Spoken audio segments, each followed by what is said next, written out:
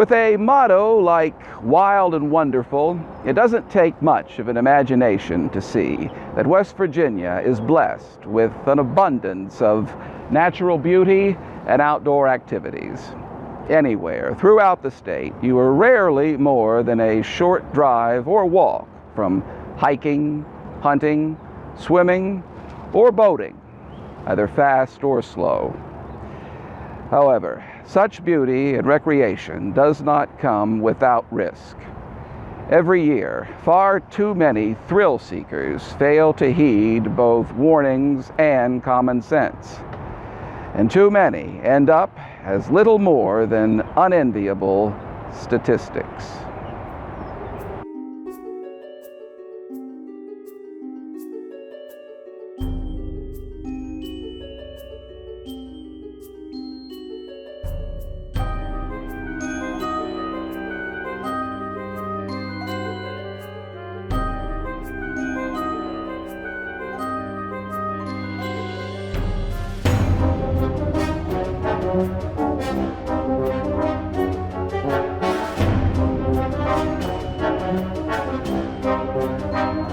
Such risks to life and limb are not confined to the outlying areas of the state. Even here in Charleston, the Kanawha River serves as a year-round magnet for pleasure boaters, fishermen, and those just looking to escape the summertime heat. However, while she may appear placid and tranquil, the Great Kanawha is no babbling brook or lazy river. And in April of 2016, she once again proved that while she may be willing to give up her dead, the same cannot always be said of their names. Beginning in northwestern Fayette County and terminating in the Ohio River, the Great Kanawha stretches for some 97 miles through the southern third of West Virginia. As the state's largest inland waterway, it has played a significant role both in its topographic and economic development. Along its northwesterly path through the Allegheny Plateau, it passes through 4 counties and numerous cities and towns, including Charleston, South Charleston, St. Albans, and finally Point Pleasant along the Ohio. With its level regulated by a series of locks and dams, it is navigable and ice-free 365 days of the year, and during the summer months, a mecca for pleasure boaters and swimmers. According to legend, European explorers first set eyes upon her sometime in the 16th century.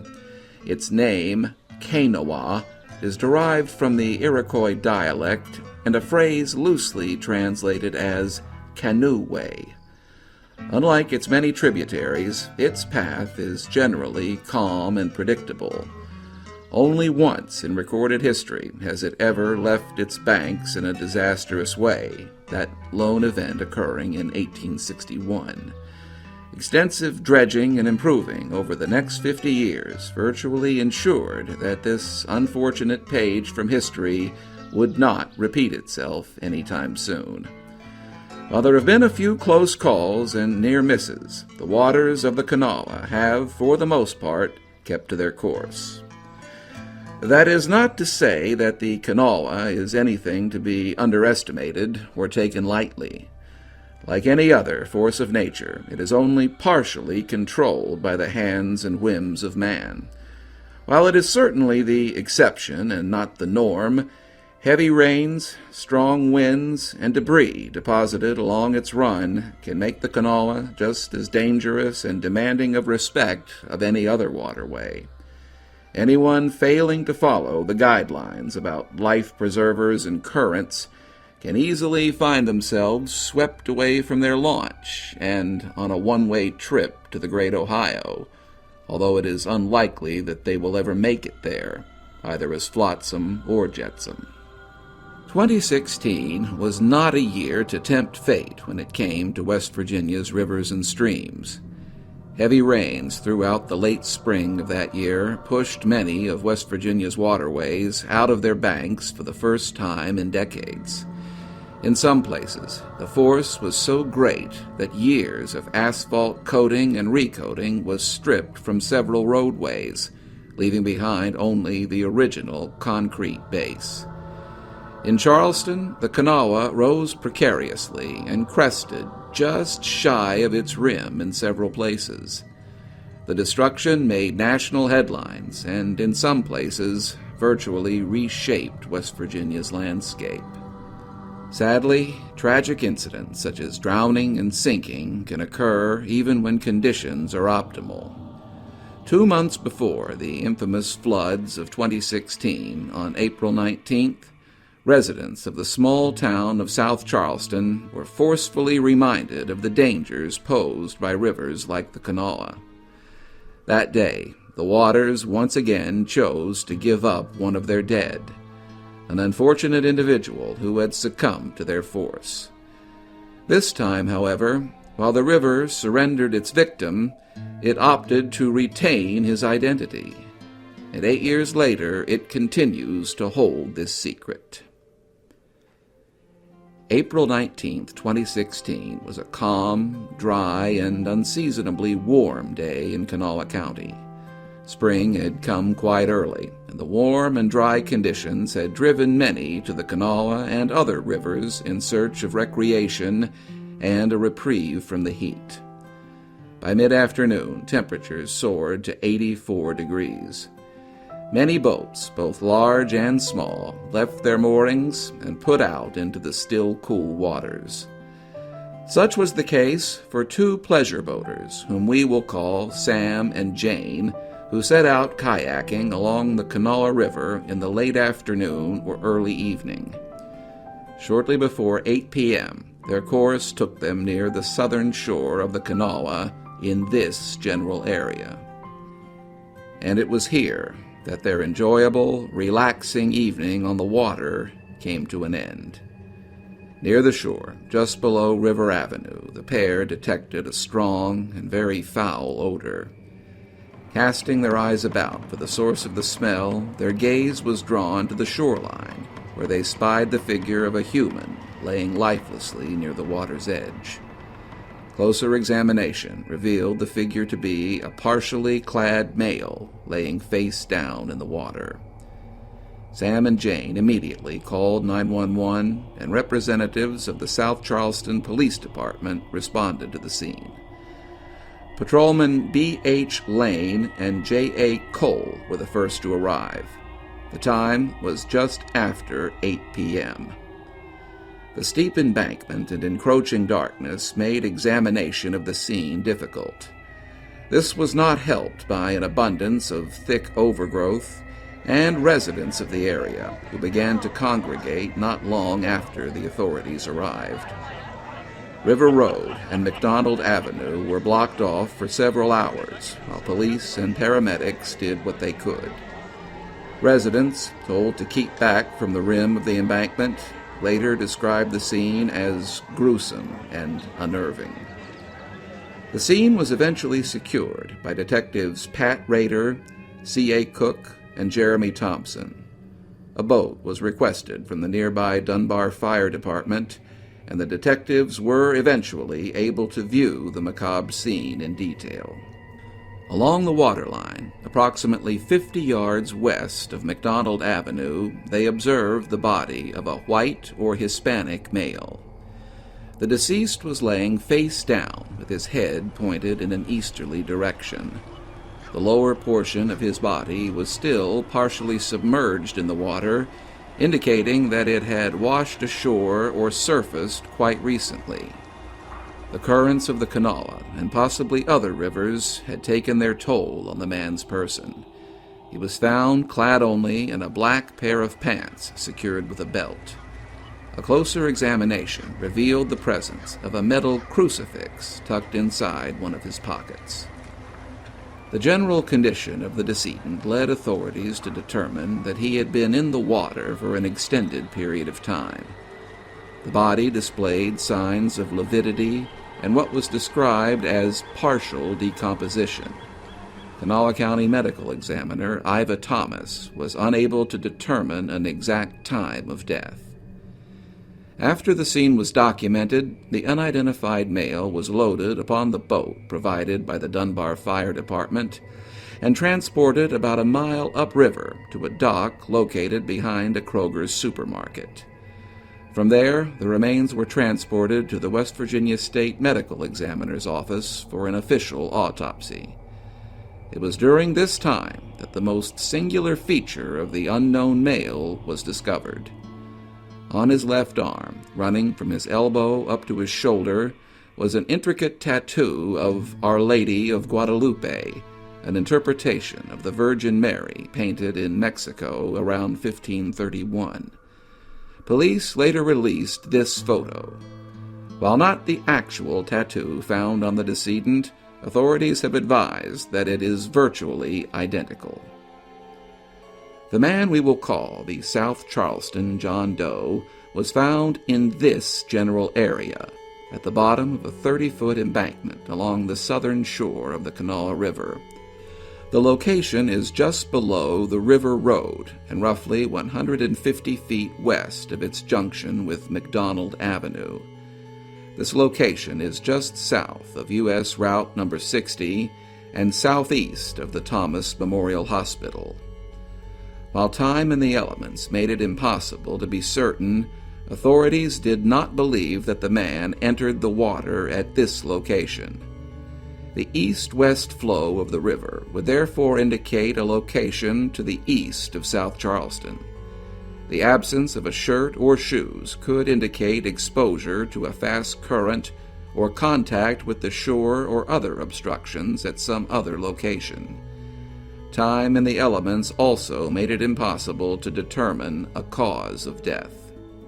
Local news outlets began releasing bits and pieces of the story as they became available, although authorities remained rather tight-lipped about what they had seen and found as calls from potential relatives and friends poured in. Once it was determined with some certainty that the man's identity would not be easily forthcoming, South Charleston Chief of Detectives Pat Rader reached out to the public at large for help. Rader was quoted as saying, "We need all the help we can get. This guy had some family somewhere, and I'm sure they would like to know what happened to their loved one, and we would like to help them find out what happened." End quote. On April 21, 2016, additional details about what was discovered were released to the public. Local ABC affiliate WCHS TV8 reported on the progress of the investigation. Developing now, waiting for authorities to release the name of a man whose body washed up along the Kanawha River. Eyewitness News reporter Leslie Rubin is live at the scene in South Charleston where the investigation stands tonight. Leslie? Kelly, neighbors here living along McDonald Avenue in South Charleston are really in disbelief that this has happened. And if you take a look right behind me, you can see right along the Kanawha River, and you can also see how easy it would be for something like this to go unnoticed because of that dense brush and overgrowth. Police say it was a big challenge to recover the body, and tonight their main focus is on figuring out who it is. Calls about there's a deceased person over the riverbank. Kayakers on the Kanawha River making the chilling discovery Tuesday night, spotting a body tangled in brush and floating along the riverbank. Disbelief, basically, that on this street that would happen. Because, like I said, a lot of people fish down there every day, and we've never encountered anything like that before. Neighbors on McDonald Avenue stunned it hadn't been spotted sooner and on edge, wondering how the man ended up dead in the water. Police aren't releasing much information about who they think the man could be, only saying he's between the ages of 20 and 30, and he was in the water for quite some time. Because the water was usually high, I didn't see anything, but where it's so low, that's the only reason they found him. So if it wasn't for that, who knows how long. I couldn't even tell you how long that body would have been down there. The dense brush and location made retrieving the body a challenge for police and firefighters. McCune says they were told to stay back. It was a pretty gruesome scene. It was unnerving enough for almost every neighbor to come out here and check it out. And see what was going on. Police have been checking missing person reports and fielding phone calls from family members who are missing loved ones. But right now, the body is at the medical examiner's office to determine who he is and how he died. Still no positive ID on that body tonight. If you have any information that could help South Charleston police in this investigation, you're urged to give them a call. For now, though, reporting live in South Charleston, Leslie Rubin, Eyewitness News.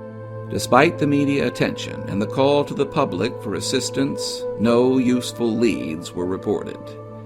2 months later, the massive flooding throughout West Virginia pushed the story of the South Charleston John Doe out of the news and into the cold case bin, where it has remained for the last 8 years. Time and the elements appear to have done their best to obscure this unfortunate man's identity.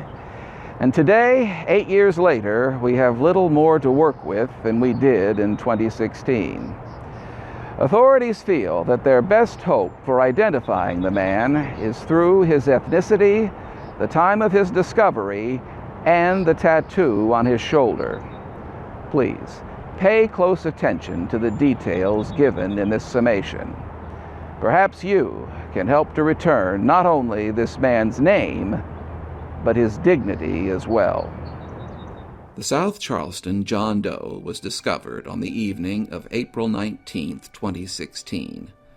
Authorities believe he had been dead and in the water for some time prior to his discovery. The days leading up to his being found were dry.